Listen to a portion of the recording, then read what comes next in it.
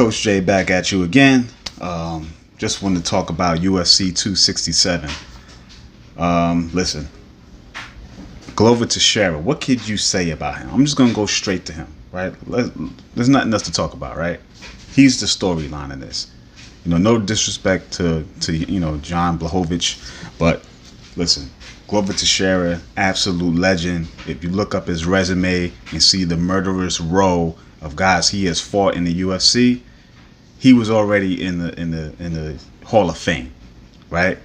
But at 42 years old, he caps off his career by getting the title against a tough guy like, Jan Blachowicz, right?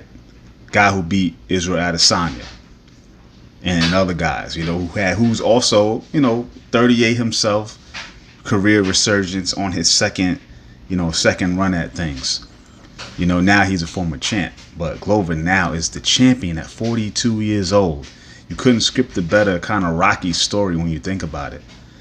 He's faced so many guys in the UFC.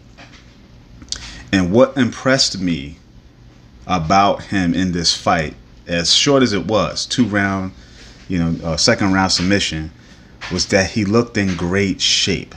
And he seemed to be in better shape than he's had in a long time.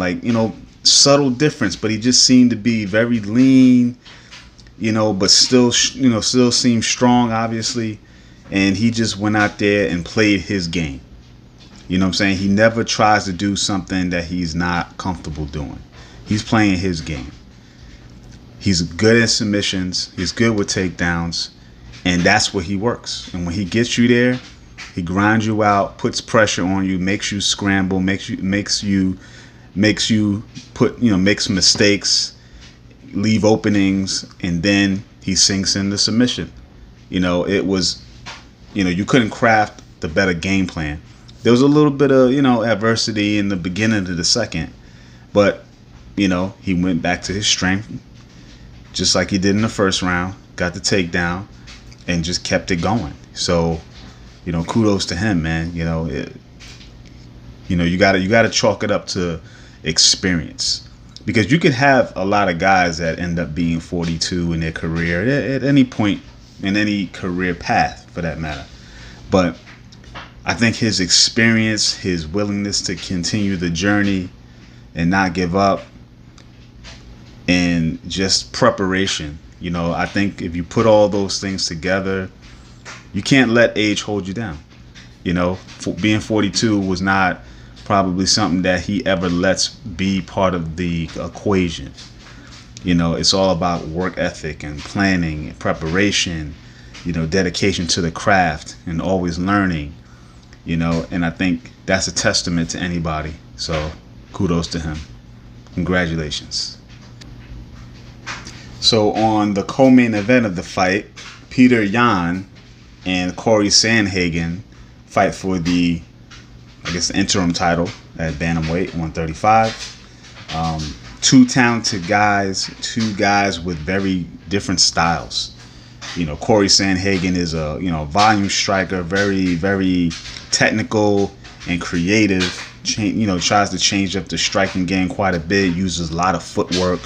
Very Dominic Cruz-like, in a way.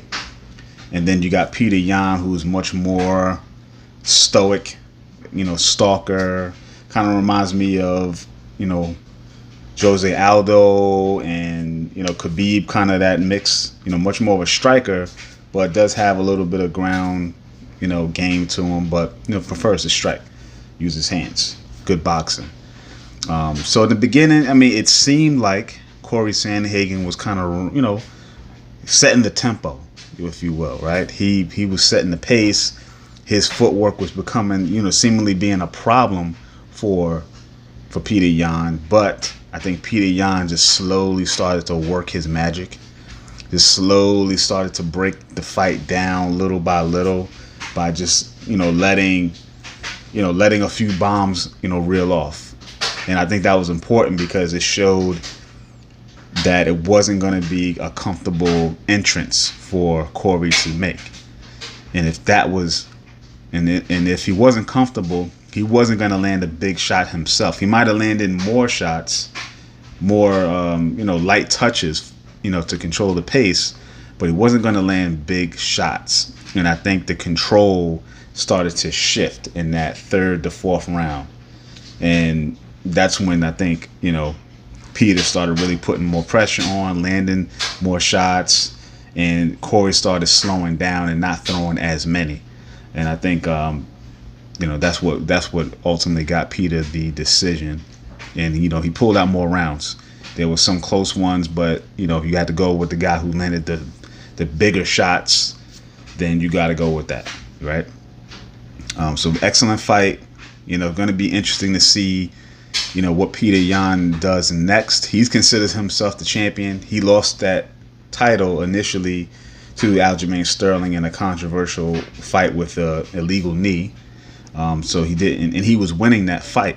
So in his eyes, he didn't really lose the title.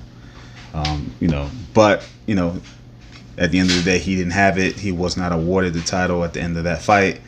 Aljamain Sterling is out, I think, with an injury, so he couldn't take the fight. So this was an interim fight. So listen, they're gonna have to settle the dust on that.